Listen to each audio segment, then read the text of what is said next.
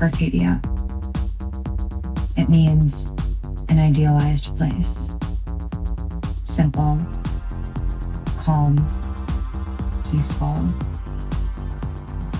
Arcadia can be real or imagined.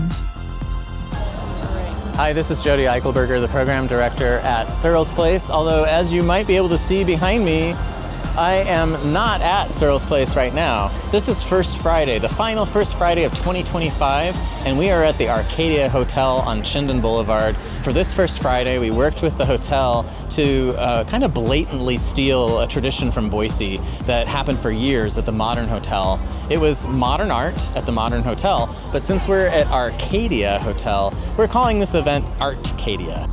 When we approached this idea of how do you put artists in hotel rooms, the idea is really to do installations, do something that creates something surprising in a very common venue of the hotel room. We have lots of mediums. We have writers, we have sculptors, we have textile artists, we have videographers, projection artists, painters.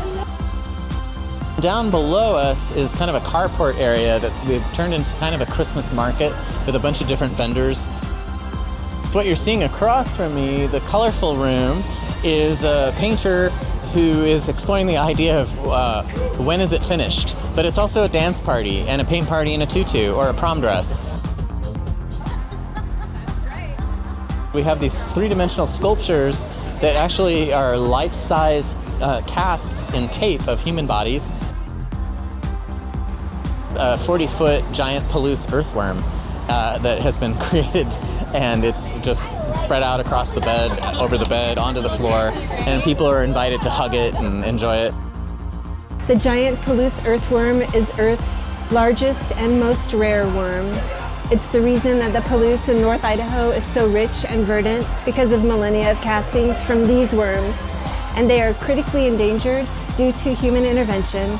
But in my fantasy, they went deep, and now they're living their best worm life free from human intervention deep below the surface.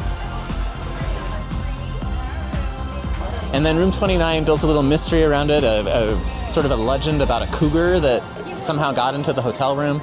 And they have all these images of the cougar, and also they're writing poetry. Hopefully it will stay in people's minds and help them to remember that the difference, the path from the mundane to something exceptional is a lot shorter than you might think.